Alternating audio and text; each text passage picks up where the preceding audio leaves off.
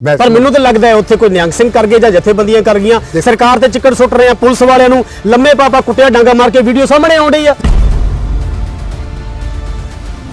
प्रशासन से सवाल चुक रहे कि प्रशासन इस तरीके ना कर लेंदा, सरकार इस तरीके ना कर लेंदी। लगता नहीं मोर्चा 1 महीने तो चल रहा, पहला भी कई मोर्चे तुसीं लड़ चुके हो, शायद ये मोर्चे के आगू ये चीज़ सोच लेंदे कि बंदे वो भेजिए ਜਿਹੜੇ जाके उत्थे हिंसा ना भड़काउण ते शायद ये मूवमेंट खराब ना हुंदी। अगर मैं उत्थे एक कंट्रोलिंग ऑफिसर हुंदा उस सिचुएशन देखने वाला सरकार दे पार्ट ते मैं उन्हां नूं कहना सी 31 बंदे आओ ए बस 'च बैठो ते तुहानूं भगवंत मान दी कोठी तक ले जांदे आ। साडे कौमी इंसाफ मोर्चे दे प्रबंधकां दे नाल गलबात करन लई डॉक्टर इंदरबीर सिंह निज्जर नूं भेजिया गया सीगा।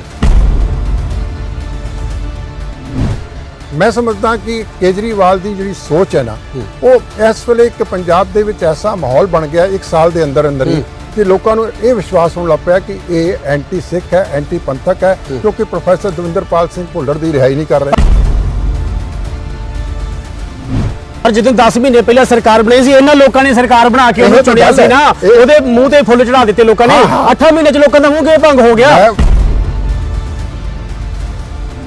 साल नहीं अजे बीतिया कि साल दे विच भी ये बिटरनेस जिहड़ी है पता लग गया कि साडे फैसले गलत हो गए ने। ते इत्थे तक कि कुछ पुलिस वालियां बच्चियां नाल भी बिल्कुल जी जिहड़े जख्मी होईयां ने। मैं समझदा कि जिहड़ी इस प्रकार की कोई भी गल है ना वो साडे कौमी इंसाफ मोर्चे दे वास्ते चंगी गल नहीं की, लेकिन ये हालात बनाए कि ने सवाल ये पैदा उठता है कि हो तुसीं ये ना कह दो कि भी एजेंसियां दा काम है, एजेंसियां ने बंदे वार दिते। मैं ये नहीं कह रहा, मैं कह रहा हाँ कि सरकार ने ये हालात क्यों बनाए कि ये लोग सड़कों पे बैठे क्यों ने, पक्का इंसाफ मोर्चा लग्या क्यों है। ये सरकार वास्ते भी बड़ी बड़ी सिरदर्दी सीगी। सरकार नूं इसदा हल कढना चाहिए सीगा। सरकार नूं भी सोचना चाहिए कि पंजाब दा माहौल जिहड़ा है खराब ना होए। जे माहौल की गल करिए तो देखो तुसी गुरमीत राम रहीम परोल ते आंदा है ते वो वर्चुअल अपनी मीटिंगां करदा है, वर्चुअल मीटिंग वो ऑनलाइन मीटिंग्स कर रहा है, कॉन्ग्रीगेशंस कर रहा है, वो सत्संग कर रहा है, फिर वो बंदा बलात्कारी है।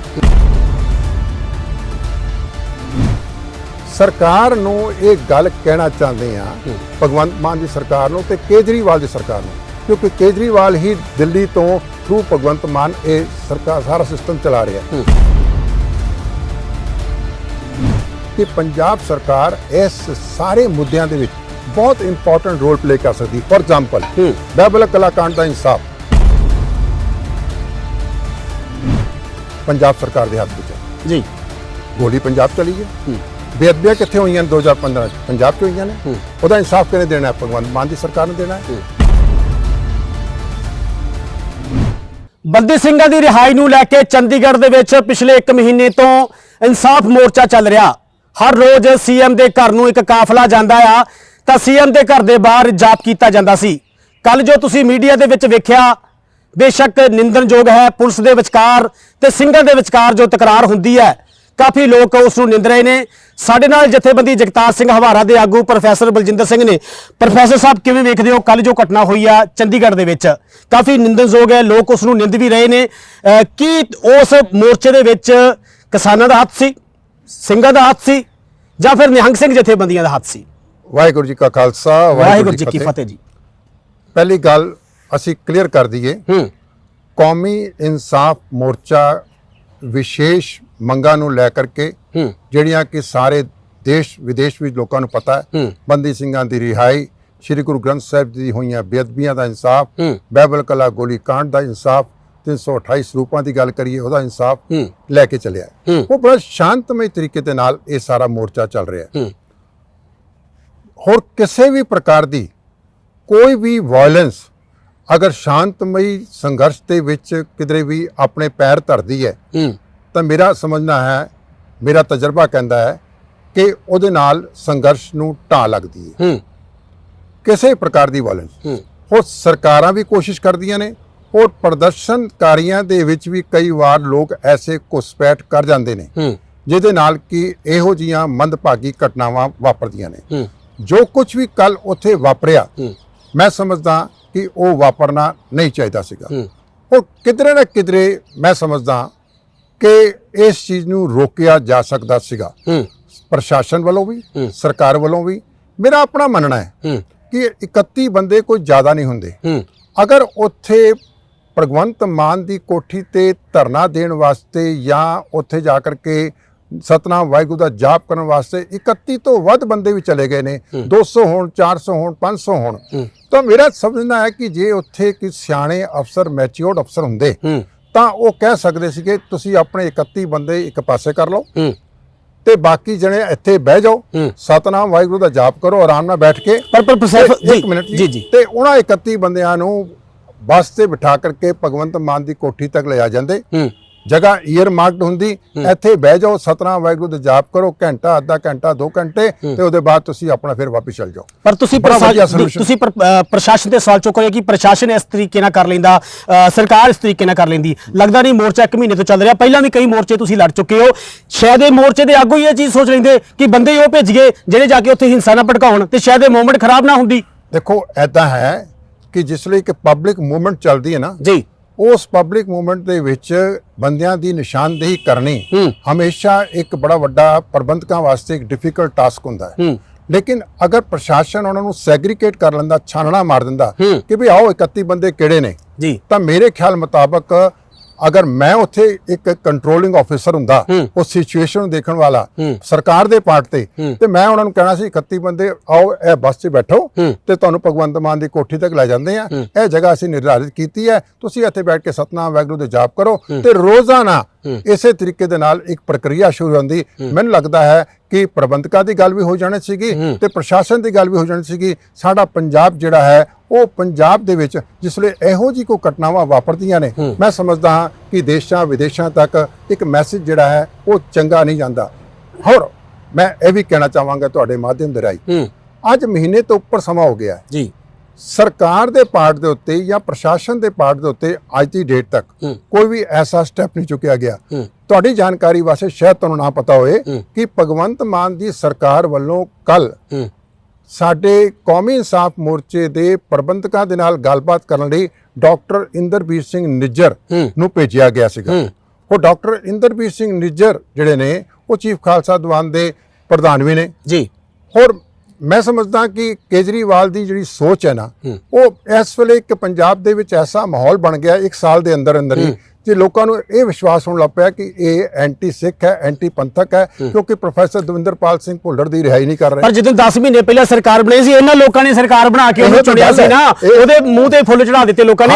8 ਮਹੀਨੇ ਚ ਲੋਕਾਂ ਦਾ ਮੂੰਹ ਭੰਗ ਹੋ ਗਿਆ। ਉਹੀ ਸਿੱਖਾਂ ਨੇ ਜਾ ਕੇ ਪ੍ਰਚਾਰ ਕੀਤਾ ਸੀ, ਕਾਲੀ ਭਜਾਓ, ਕਾਂਗਰਸੀ ਭਜਾਓ, ਆਪ ਗਲੇ ਦੀ ਹੱਡੀ ਬਣ ਗਏ ਅੱਜ। ਮੈਂ ਉਹ ਤਾਂ ਗੱਲ ਕਹਿ ਰਿਹਾ ਕਿ ਸਾਲ ਨਹੀਂ ਅਜੇ ਬੀਤਿਆ ਕਿ ਸਾਲ ਦੇ ਵਿੱਚ ਵੀ ਇਹ ਬਿਟਰਨੈਸ ਜਿਹੜੀ ਹੈ ਪਤਾ ਲੱਗ ਗਿਆ ਕਿ ਸਾਡੇ ਫੈਸਲੇ ਗਲਤ ਹੋ ਗਏ ਨੇ। ਸੋ ਭਗਵੰਤ ਮਾਨ ਦੀ ਸਰਕਾਰ ਨੇ ਜੋ ਕੁਝ ਵੀ ਉੱਥੇ ਕੀਤਾ, ਪਰ ਮੈਨੂੰ ਤਾਂ ਲੱਗਦਾ ਹੈ ਉੱਥੇ ਕੋਈ ਨਿਹੰਗ ਸਿੰਘ ਕਰ ਗਏ ਜਾਂ ਜਥੇਬੰਦੀਆਂ ਕਰ ਗਈਆਂ, ਸਰਕਾਰ ਤੇ ਚਿੱਕੜ ਸੁੱਟ ਰਹੇ ਆ, ਪੁਲਿਸ ਵਾਲਿਆਂ ਨੂੰ ਲੰਮੇ ਪਾਪਾ ਕੁੱਟਿਆ, ਡਾਂਗਾ ਮਾਰ ਕੇ ਵੀਡੀਓ ਸਾਹਮਣੇ ਆਉਣ ਡਈ ਆ। ਦੇਖੋ ਇਹ ਜਿਹੜੀ ਚੀਜ਼ਾਂ ਨੇ ਨਾ, ਮੈਨੂੰ ਇਹ ਵੀ ਪਤਾ ਲੱਗਿਆ ਕਿ ਕੁਝ ਪੱਤਰਕਾਰਾਂ ਨਾਲ ਬਿਲਕੁਲ ਜੀ, ਉੱਥੇ ਚੈਨਲਾਂ ਦੀਆਂ ਪੱਤਰਕਾਰਾਂ ਗਈਆਂ ਨਿਹੰਗ ਸਿੰਘਾਂ ਵੱਲੋਂ ਸਿੱਧੀਆਂ ਉੱਥੇ, ਮੈਂ ਸ਼ਬਦ ਨਹੀਂ ਵਰਤ ਸਕਦਾ, ਜਿਹੋ ਜਿਹੀਆਂ ਗਾਲਾਂ ਕੱਢ ਕੇ ਉਹਨਾਂ ਦੇ ਨਾਲ ਬਸਲੂਕੀ ਕੀਤੀ ਗਈ ਪੱਤਰਕਾਰਾਂ ਦੇ ਨਾਲ। ਜੀ ਇਹ ਗੱਲ ਮੈਂ ਖੁਦ ਸੁਣੀ ਹੈ ਜੀ ਕਿ ਪੱਤਰਕਾਰ ਸਾਡੀਆਂ ਬੀਬੀਆਂ ਨਾਲ, ਸਾਡੀ ਬੱਚੀਆਂ ਨਾਲ ਜੀ, ਤੇ ਇੱਥੇ ਤੱਕ ਕਿ ਕੁਝ ਪੁਲਿਸ ਵਾਲੀਆਂ ਬੱਚੀਆਂ ਨਾਲ ਵੀ ਜਿਹੜਾ ਜ਼ਖਮੀ ਹੋਈਆਂ ਨੇ।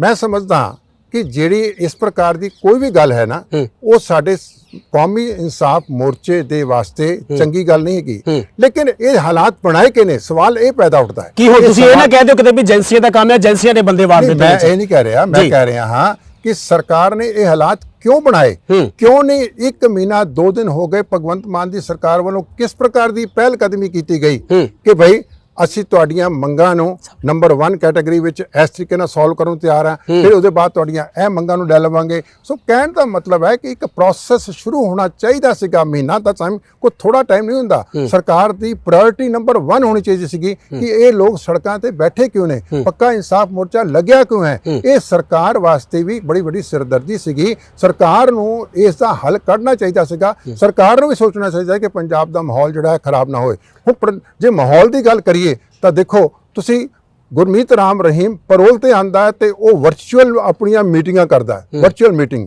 ਉਹ ਆਨਲਾਈਨ ਮੀਟਿੰਗਸ ਕਰ ਰਿਹਾ, ਕੰਗਰੀਗੇਸ਼ਨਸ ਕਰ ਰਿਹਾ, ਉਹ ਸਤਸੰਗ ਕਰ ਰਿਹਾ ਹੈ, ਹੋਰ ਉਹ ਬੰਦਾ ਬਲਾਤਕਾਰੀ ਹੈ। ਇਸ ਮਾਹੌਲ ਨੂੰ ਕੌਣ ਖਰਾਬ ਕਰ ਰਿਹਾ? ਪਰ ਪ੍ਰੋਫੈਸਰ ਸਾਹਿਬ ਗੱਲ ਅਸੀਂ ਜੋ ਕੱਲ ਹੋਈ ਆ ਉਹਦੀ ਜ਼ਰੂਰ ਕਰਾਂਗੇ, ਰਾਮਲੀਨ ਦੀ ਗੱਲ ਵੀ ਜ਼ਰੂਰ ਕਰਾਂਗੇ, ਪਰ ਕਿਤੇ ਨਾ ਕਿਤੇ ਲੱਗਦਾ ਹੈ ਕਿ ਹੁਣ ਤੁਹਾਡੇ ਜਥੇਬੰਦੀ ਦੇ ਆਗੂ ਜਿਹੜੇ ਕੌਮੀ ਇਨਸਾਫ ਮੋਰਚੇ ਦੇ ਉੱਥੇ ਮੁੱਖ ਆਗੂ ਨੇ, ਉਹ ਉਹਨਾਂ ਬੰਦਿਆਂ ਤੇ ਕਾਰਵਾਈ ਕਰਨਗੇ ਆਪਣੇ ਵੱਲੋਂ, ਕਿਉਂਕਿ ਉੱਥੇ ਜੋ ਵੇਖਿਆ ਪੂਰੇ ਪੰਜਾਬ ਦੇ ਲੋਕਾਂ ਨੇ ਵੇਖਿਆ, ਕਿਤੇ ਨਾ ਕਿਤੇ ਪੰਜਾਬ ਦੇ ਲੋਕਾਂ ਦਾ ਮਨ ਟੁੱਟਾ ਉਸ ਚੀਜ਼ ਨੂੰ ਵੇਖ ਕੇ। ਤੇ ਜਿਹੜੇ ਲੋਕ ਪੰਜਾਬ ਤੋਂ ਅੱਖਾਂ ਬੰਦ ਕਰਕੇ ਮੋਰਚੇ ਨੂੰ ਸਮਰਥਨ ਦੇ ਰਹੇ ਸੀ, ਉਹਨਾਂ ਦੇਖਿਆ ਕਿ ਉੱਥੇ ਤੱਕ ਜਿਹੜੀਆਂ ਪੱਤਰਕਾਰ ਕੁੜੀਆਂ ਨੇ, ਪੁਲਿਸ ਵਾਲੀਆਂ ਬੀਬੀਆਂ, ਉਹਨਾਂ ਦੀ ਇੱਜ਼ਤ ਨਹੀਂ ਵੇਖੀ ਗਈ ਉੱਥੇ। ਬੰਦੀ ਸਿੰਘਾਂ ਦੀ ਰਿਹਾਈ ਵਾਸਤੇ ਜਿਹੜੇ ਵੀ ਧਿਰਾਂ ਜੀ ਸੁਹਿਰਦ ਨੇ, ਜਿਹੜੇ ਚਾਹੁੰਦੇ ਨੇ ਬੰਦੀ ਸਿੰਘਾਂ ਦੀ ਰਿਹਾਈ ਹੋਏ ਜੀ, ਇੱਥੇ ਤੱਕ ਕਿ ਬੰਦੀ ਸਿੰਘਾਂ ਦੇ ਪਰਿਵਾਰ ਵੀ, ਸਾਰਿਆਂ ਵਾਸਤੇ ਇਹ ਇੱਕ ਦੁਖਦਾਈ ਘਟਨਾ ਹੈ।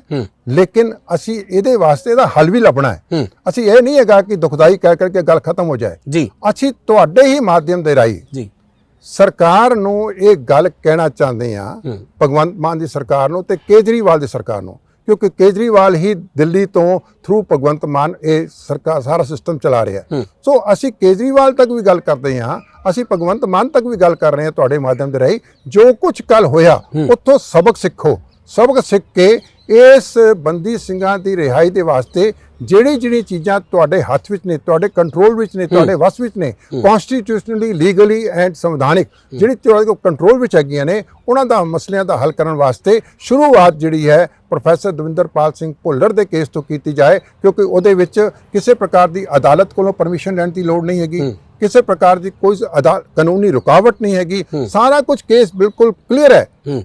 ਉਹ ਉਹਨਾਂ ਨੂੰ ਬੜੇ ਆਰਾਮ ਦੇ ਨਾਲ ਰਿਹਾ ਕੀਤਾ ਜਾ ਸਕਦਾ ਹੈ। ਕੇਂਦਰ ਸਰਕਾਰ ਦਾ ਵੀ ਕੋਈ ਕੰਡੀਸ਼ਨ ਨਹੀਂ ਹੈਗੀ, ਕਿਉਂਕਿ ਕੇਂਦਰ ਸਰਕਾਰ ਦਾ ਪੱਤਰ ਆਲਰੇਡੀ ਸੂਬਾ ਸਰਕਾਰਾਂ ਕੋਲ ਆ ਚੁੱਕਿਆ ਹੈ। ਪ੍ਰੋਫੈਸਰ ਸਾਹਿਬ, ਜਦੋਂ ਵਿਧਾਨ ਸਭਾ ਚੋਣਾਂ ਸਨ, ਬਿਲਕੁਲ ਅਸੀਂ ਗੱਲ ਕਰੀਏ ਕਿ ਹੁਣ ਮਸਲੇ ਦਾ ਅੱਗੇ ਹੱਲ ਕੀ ਹੈ। ਜੋ ਕੁਝ ਹੋ ਗਿਆ ਉਸ ਚੀਜ਼ ਨੂੰ ਇੱਕ ਪਾਸੇ ਰੱਖਦੇ ਹੋਏ, ਫਿਲਹਾਲ ਇੱਕ ਮਹੀਨਾ ਹੋ ਗਿਆ ਤੁਹਾਨੂੰ ਉੱਥੇ ਧਰਨਾ ਲਾਉਂਦੇ, ਸਰਕਾਰ ਵੱਲੋਂ ਕੋਈ ਕਿਸੇ ਤਰ੍ਹਾਂ ਦੀ ਮੀਟਿੰਗ ਨਹੀਂ ਰੱਖੀ ਗਈ ਤੁਹਾਡੇ ਨਾਲ? ਸਰਕਾਰ ਦੇ ਨਾਲ ਕਿਸੇ ਪ੍ਰਕਾਰ ਦੀ ਬੰਦੀ ਸਿੰਘਾਂ ਦੀ ਰਿਹਾਈ ਨੂੰ ਲੈ ਕਰਕੇ ਕੋਈ ਮੀਟਿੰਗ ਨਹੀਂ ਕੀਤੀ ਗਈ। ਸਰਕਾਰ ਦੇ ਸੁਨੇਹੇ ਆਉਂਦੇ ਨੇ, ਲੇਕਿਨ ਕਿਸ ਬੰਦੇ ਦੇ ਆਉਂਦੇ ਨੇ? ਕਦੀ ਡੀਐਸਪੀ ਲੈਵਲ ਦੇ ਬੰਦੇ ਦੇ ਆਉਂਦੇ ਨੇ, ਕੋਈ ਐਸਪੀ ਲੈਵਲ ਦੇ ਬੰਦੇ ਦੇ ਆ ਗਏ, ਕੋਈ ਐਸਐਸਪੀ ਲੈਵਲ ਦੇ ਬੰਦੇ ਦੇ ਆ ਗਏ, ਜਿਹੜੇ ਕਿ ਲਾਅ ਐਂਡ ਆਰਡਰ ਨਾਲ ਰਿਲੇਟਡ ਗੱਲਾਂ ਨੇ, ਬਈ ਤੁਸੀਂ ਕੀ ਕਰ ਰਹੇ ਹੋ, ਕਿੰਨਾ ਤੁਸੀਂ ਐਕਸਪੈਂਡ ਕਰ ਲਿਆ, ਵਗੈਰਾ ਵਗੈਰਾ ਵਗੈਰਾ। ਰਿਹਾਈਆਂ ਨਾਲ ਸੰਬੰਧਿਤ ਮੁੱਦਿਆਂ ਨਾਲ ਸੰਬੰਧਿਤ ਜਿਹੜੀ ਗੱਲ ਹੈ ਉਹ ਐਸਐਸਪੀ ਜਾਂ ਡੀਆਈਜੀ ਦੇ ਹੱਥ ਵਿੱਚ ਨਹੀਂ ਹੈਗੀ। ਪ੍ਰੋਫੈਸਰ ਸਾਹਿਬ, ਵਿਧਾਨ ਸਭਾ ਚੋਣਾਂ ਤੋਂ ਪਹਿਲਾਂ ਕੇਜਰੀਵਾਲ ਨੂੰ ਭੰਡਿਆ ਜਾਂਦਾ ਸੀ, ਕੇਜਰੀਵਾਲ ਬੰਦੀ ਸਿੰਘਾਂ ਦੀ ਰਿਹਾਈ ਨੂੰ ਲੈ ਕੇ ਰੋੜਾ ਬਣਿਆ। ਅੱਜ ਪੰਜਾਬ ਦਾ ਮੁੱਖ ਮੰਤਰੀ ਘੇਰ ਲਿਆ। ਜੇ ਕਿਸਾਨ ਜਥੇਬੰਦੀਆਂ ਜਾਂ ਤੁਸੀਂ ਹੋਰ ਆਗੂ ਦਿੱਲੀ ਜਾ ਕੇ ਮੋਦੀ ਦਾ ਜਿਹੜਾ ਉਹ ਵਿਰੋਧ ਕਰ ਸਕਦੇ ਹੋ, ਹੁਣ ਕੇਜਰੀਵਾਲ ਦਾ ਵਿਰੋਧ ਕਿਉਂ ਨਹੀਂ ਹੁੰਦਾ? ਹੁਣ ਰਾਘਵ ਚੱਡੇ ਦਾ ਵਿਰੋਧ ਕਿਉਂ ਨਹੀਂ ਹੋਇਆ? ਕਿਉਂ ਚੰਡੀਗੜ੍ਹ ਮੋਹਾਲੀ ਜਾ ਕੇ ਘੇਰਿਆ ਹੋਇਆ? ਦੇਖੋ, ਚੰਡੀਗੜ੍ਹ ਜਾ ਕੇ ਜਿਹੜਾ ਘੇਰਿਆ ਹੈ ਨਾ ਪੰਜਾਬ ਦੀ ਐਂਡ ਚੰਡੀਗੜ੍ਹ ਦੇ ਬਾਰਡਰ ਤੇ, ਬੇਸਿਕਲੀ ਉਹਦਾ ਮਾਸਟਰਮਾਈਂਡ ਤਾਂ ਆਮ ਆਦਮੀ ਪਾਰਟੀ ਦਾ ਕੇਜਰੀਵਾਲ ਹੀ ਹੈ ਨਾ। ਬੇਸਿਕਲੀ ਇਹ ਸਾਰਾ ਕੁਝ ਭਗਵੰਤ ਮਾਨ ਦੇ ਉੱਤੇ ਪ੍ਰੈਸ਼ਰ ਹੈ, ਕਿਉਂਕਿ ਉਹ ਬਾਰਡਰ ਦੇ ਉੱਤੇ ਮੋਰਚਾ ਲੱਗਿਆ ਹੋਇਆ ਹੈ। ਇਸ ਦਾ ਮਤਲਬ ਹੋ ਗਿਆ ਕਿ ਪੰਜਾਬ ਸਰਕਾਰ ਦੇ ਖਿਲਾਫ ਮੋਰਚਾ ਹੈਗਾ। ਔਰ ਪੰਜਾਬ ਸਰਕਾਰ ਦੇ ਖਿਲਾਫ ਮੋਰਚਾ ਕਿਉਂ ਹੈ? ਉਹਦੇ ਪਿੱਛੇ ਰੀਜ਼ਨ ਕੀ ਹੈ? ਉਹਦੇ ਪਿੱਛੇ ਰੀਜ਼ਨ ਸਭ ਤੋਂ ਵੱਡਾ ਇਹ ਹੈਗਾ ਹੈ ਕਿ ਪੰਜਾਬ ਸਰਕਾਰ ਇਸ ਸਾਰੇ ਮੁੱਦਿਆਂ ਦੇ ਵਿੱਚ ਬਹੁਤ ਇੰਪੋਰਟੈਂਟ ਰੋਲ ਪਲੇ ਕਰ ਸਕਦੀ। ਫੋਰ ਐਗਜ਼ਾਮਪਲ, ਬਾਬਲਾ ਕਲਾਕਾਂਡ ਦਾ ਇਨਸਾਫ ਪੰਜਾਬ ਸਰਕਾਰ ਦੇ ਹੱਥ ਵਿੱਚ ਹੈ ਜੀ। ਗੋਲੀ ਪੰਜਾਬ ਚਲੀ ਹੈ, ਬੇਅਦਬੀਆਂ ਕਿੱਥੇ ਹੋਈਆਂ 2015 ਪੰਜਾਬ 'ਚ ਹੋਈਆਂ ਨੇ, ਉਹਦਾ ਇਨਸਾਫ ਕਿਹਨੇ ਦੇਣਾ ਹੈ? ਭਗਵੰਤ ਮਾਨ ਦੀ ਸਰਕਾਰ ਨੇ ਦੇਣਾ ਹੈ। ਹੁਣ ਅਗਲੀ ਗੱਲ ਆ ਗਈ ਬੰਦੀ ਸਿੰਘਾਂ ਦੀ ਰਿਹਾਈ। ਬੰਦੀ ਸਿੰਘਾਂ ਦੀ ਰਿਹਾਈ ਦੇ ਵਿੱਚ ਅਸੀਂ ਬਾਰ-ਬਾਰ ਇਹ ਗੱਲ ਕਰ ਚੁੱਕੇ ਹਾਂ ਕਿ ਸੂਬਾ ਸਰਕਾਰਾਂ ਆਪਣੀ ਅਸੈਂਬਲੀ ਦੇ ਰਾਹੀਂ, ਆਪਣੀ ਵਿਧਾਨ ਸਭਾ ਦੇ ਰਾਹੀਂ ਬੜਾ ਇੰਪੋਰਟੈਂਟ ਤੇ ਕਨਸਟੀਟਿਊਸ਼ਨਲ ਰੋਲ ਅਦਾ ਕਰ ਸਕਦੀਆਂ ਨੇ, ਜਿਵੇਂ ਕਿ ਤਾਮਿਲਨਾਡੂ ਨੇ ਵੀ ਕੀਤਾ ਸੀਗਾ। ਉਸ ਤਰਜ਼ ਉੱਤੇ ਇਹ ਆਪਣਾ ਰੋਲ ਅਦਾ ਕਰ ਸਕਦੀਆਂ ਨੇ। ਸੋ ਕਹਿਣ ਦਾ ਮਤਲਬ ਹੈ ਕਿ ਕਿਧਰੇ ਨਾ ਕਿਧਰੇ ਵਿਲਿੰਗਨੈਸ ਟੂ ਵਰਕ, ਇੱਛਾ ਸ਼ਕਤੀ, ਕੰਮ ਕਰਨ ਦੀ ਇੱਛਾ ਸ਼ਕਤੀ ਉਹ ਲੈਕ ਕਰ ਰਹੀ ਹੈ। ਕਿਧਰੇ ਨਾ ਕਿਧਰੇ ਕਮਿਟਮੈਂਟ ਦੀ ਘਾਟ ਹੈ। ਕਿਧਰੇ ਨਾ ਕਿਧਰੇ ਇਹ ਹੈਗਾ ਕਿ ਵੀ ਇਹਨੂੰ ਲਮਕਾਓ, ਇਹਨੂੰ ਕਿਸੇ ਨਾ ਕਿਸੇ ਤਰੀਕੇ ਨਾਲ ਲਮਕਾਇਆ ਜਾਵੇ। ਹੋਰ ਮੈਂ ਇਹ ਵੀ ਸਮਝਦਾ ਕਿ ਇਹ ਸਾਰਾ ਕੁਝ ਵਰਤਾਰਾ ਜੋ ਕੱਲ ਉੱਥੇ ਹੋ ਰਿਹਾ ਹੈ, ਮੇਰੇ ਆਪਣੇ ਮੁਤਾਬਕ, ਸਿਆਸੀ ਵਿਸ਼ਲੇਸ਼ਣ ਦੇ ਮੁਤਾਬਕ, ਇਹ ਬੀਜੇਪੀ ਨੂੰ, ਸੈਂਟਰ ਸਰਕਾਰ ਨੂੰ ਸੂਟ ਕਰਦਾ ਹੈ। ਚੱਕਰ ਸੁੱਟਦਾ ਬੀਜੇਪੀ ਤੇ ਹੁਣ ਗੱਲ ਕਰਦੀ ਹੈ। ਮੇਰੀ ਗੱਲ ਸੁਣੋ ਨਾ, ਚੱਕਰ ਨਹੀਂ ਸੁੱਟਿਆ। ਮੇਰਾ ਕੋਈ ਦੁਸ਼ਮਣ ਨਹੀਂ ਤੇ ਮੇਰਾ ਕੋਈ ਮਿੱਤਰ ਨਹੀਂ ਹੈਗਾ। ਮੈਂ ਤਾਂ ਪੰਜਾਬ ਦਾ ਵਾਸੀ ਹਾਂ ਤੇ ਪੰਜਾਬ ਵਾਸਤੇ ਗੱਲ ਕਰਨੀ ਹੈ, ਠੀਕ ਹੈ। ਉਸ ਕਹਿਣ ਦਾ ਮਤਲਬ ਹੈ ਕਿ ਇਹ ਬੀਜੇਪੀ ਸਰਕਾਰ ਨੂੰ ਸੂਟ ਕਰਦਾ। ਇਸ ਕਰਕੇ ਚਾਹੀਦਾ ਤੇ ਹੈ ਕਿ ਭਗਵੰਤ ਮਾਨ ਦੀ ਸਰਕਾਰ ਨੂੰ ਵੀ ਕਿ ਇਸ ਮਸਲੇ ਨੂੰ ਐਜ਼ ਅਰਲੀ ਐਸ ਪੋਸੀਬਲ ਇਹਨੂੰ ਸੋਲਵ ਕੀਤਾ ਜਾਏ, ਜਿਹਦੇ ਨਾਲ ਕਿ ਪੰਜਾਬ ਦਾ ਮਾਹੌਲ ਠੀਕ ਰਹੇ। ਔਰ ਜਿਵੇਂ ਕਿ ਆਉਣ ਵਾਲੇ ਜਿਹੜੇ ਮਹੀਨਾ ਹੈ, ਮਾਰਚ ਦਾ ਮਹੀਨਾ 15, 16, 17 ਮਾਰਚ ਨੂੰ G20 ਸੰਮੇਲਨ ਹੋ ਰਿਹਾ ਪੰਜਾਬ ਦੇ ਅੰਮ੍ਰਿਤਸਰ ਦੇ ਵਿੱਚ, ਔਰ ਉਹ ਸਾਡੇ ਵਾਸਤੇ ਵੀ ਬੜਾ ਇੰਪੋਰਟੈਂਟ ਹੈ। ਅਸੀਂ ਚਾਹੁੰਦੇ ਹਾਂ ਕਿ ਦੇਸ਼ਾਂ ਵਿਦੇਸ਼ਾਂ ਦੇ ਵਿੱਚ ਇੱਕ ਮੈਸੇਜ ਜਾਏ ਕਿ Punjab is a very peaceful state. ਲੇਕਿਨ ਇਹਦੇ ਵਾਸਤੇ ਹੱਲ ਮੇਰੀ ਜੇਬ ਵਿੱਚ ਨਹੀਂ ਹੈਗਾ, ਨਾ ਹੱਲ ਤੁਹਾਡੀ ਜੇਬ 'ਚ ਹੈ। ਅਸੀਂ ਸਰਕਾਰਾਂ ਨੂੰ ਗੁਹਾਰ ਲਗਾ ਸਕਦੇ ਹਾਂ ਕਿ ਭਾਈ ਇਸ ਮਸਲੇ ਨੂੰ ਤੁਸੀਂ ਹੱਲ ਕਰੋ। ਜਿਹੜੇ ਬੰਦੀ ਸਿੰਘ ਮੈਚਿਓਰਿਟੀ ਦੇ ਕੇਸ ਵਿੱਚ ਬੈਠੇ ਨੇ, ਜਿਹਨਾਂ ਦੀਆਂ ਪਰੋਲਾਂ ਹੋ ਰਹੀਆਂ ਨੇ ਲਗਾਤਾਰ, ਉਹਨਾਂ ਬੰਦਿਆਂ ਨੂੰ ਤੁਰੰਤ ਰਿਹਾ ਕੀਤਾ ਜਾਵੇ। ਇਹਦਾ ਕੋਈ ਸਮਾਧਾਨ ਲੱਭਿਆ ਜਾਵੇ, ਇਹਦਾ ਕੋਈ ਸੋਲੂਸ਼ਨ ਲੱਭਿਆ ਜਾਵੇ, ਜਿਹਦੇ ਨਾਲ ਕਿ ਪੰਜਾਬ ਦੀ ਜਿਹੜੀ ਹੈ ਮਾਹੌਲ ਦੇ ਵਿੱਚ ਕਿਸੇ ਪ੍ਰਕਾਰ ਦੀ ਕੋਈ ਬਿਟਰਨੈਸ ਨਾ ਕ੍ਰੀਏਟ ਹੋਏ। ਮੈਂ ਇੱਕ ਗੱਲ ਤੁਹਾਡੇ ਮਾਧਿਅਮ ਦੇ ਰਾਹੀਂ ਕਹਿਣਾ ਜ਼ਰੂਰ ਕਹਾਂਗਾ ਕਿ ਇਹ ਬੰਦੀ ਸਿੰਘਾਂ ਦੀ ਰਿਹਾਈ ਵਾਸਤੇ ਕੇਵਲ ਤੇ ਕੇਵਲ ਕਿਸਾਨ ਜਥੇਬੰਦੀਆਂ ਜਾਂ ਕਹਿ ਲਓ NGOs ਜਾਂ ਸਿੱਖ ਜਥੇਬੰਦੀਆਂ ਜਾਂ ਨਿਹੰਗ ਸਿੰਘ ਜਥੇਬੰਦੀਆਂ ਇਹ ਸਰਗਰਮ ਨਹੀਂ ਹੈਗੀਆਂ। ਇਹਦੇ ਵਿੱਚ ਕੁਝ ਐਸੇ ਲੋਕ ਵੀ ਸਰਗਰਮ ਨੇ ਜੋ ਕਿ ਬੜੀ ਸੁਹਿਰਦਤਾ ਦੇ ਨਾਲ ਹਿੰਦੂ ਸੰਗਠਨ ਵੀ ਨੇ, ਜਿਹੜੇ ਕਿ ਚਾਹੁੰਦੇ ਨੇ ਕਿ ਯਾਰ ਭਈ ਇਹ ਬੰਦੇ ਰਿਹਾ ਹੋਣੇ ਚਾਹੀਦੇ ਨੇ। ਬਿਲਕੁਲ ਜਾਇਜ਼ ਮੰਗਾਂ ਨੇ। ਮਨੁੱਖੀ ਅਧਿਕਾਰਾਂ ਨਾਲ ਸੰਬੰਧਿਤ ਸੰਗਠਨ ਜਿਹੜੇ ਨੇ, ਮੈਂ ਆਪਣੇ ਸਰਕਲ ਦੇ ਵਿੱਚੋਂ ਗੱਲ ਕਰ ਸਕਦਾ ਕਿ ਮੇਰੇ ਬਹੁਤ ਸਾਰੇ ਫਰੈਂਡਸ ਇਹ ਗੱਲ ਕਹਿੰਦੇ ਨੇ ਕਿ ਭਈ ਇਹ ਬੰਦੀ ਸਿੰਘ ਰਿਹਾ ਹੋਣੇ ਚਾਹੀਦੇ ਨੇ। ਹੁਣ ਜਦ ਲਗਾਤਾਰ ਉਹ ਪਰੋਲ ਤੇ ਆ ਰਹੇ ਨੇ, ਇਟ ਮੀਨਸ ਉਹਨਾਂ ਦਾ ਕੰਡਕਟ ਵੀ ਬਿਲਕੁਲ ਕਲੀਅਰ ਹੈ, ਉਹਨਾਂ ਦੀ ਪੁਲਿਸ ਰਿਪੋਰਟਾਂ ਬਿਲਕੁਲ ਕਲੀਅਰ ਨੇ। ਇਸ ਕਰਕੇ ਇਹਨਾਂ ਵਿਅਕਤੀਆਂ ਦੀ ਰਿਹਾਈ ਵਾਸਤੇ ਨਾ ਕੇਵਲ ਕਿਸਾਨ ਜਥੇਬੰਦੀਆਂ ਤੇ ਪੰਥਕ ਜਥੇਬੰਦੀਆਂ, ਨਿਹੰਗ ਸਿੰਘ ਜਥੇਬੰਦੀਆਂ, ਬਲਕਿ ਮੈਂ ਕਹਾਂਗਾ ਸਮੁੱਚੇ ਪੰਜਾਬ ਦੇ ਲੋਕ ਜਿਹੜੇ ਨੇ ਇਹ ਚਾਹੁੰਦੇ ਨੇ ਕਿ ਇਹ ਬੰਦੇ ਘਰ ਵਾਪਸ ਆਣ, ਇਹ ਆਮ ਆਪਣੇ ਪਰਿਵਾਰਾਂ ਦੇ ਵਿੱਚ ਜਾ ਕਰਕੇ ਆਰਾਮ ਦੇ ਨਾਲ ਵਸਣ।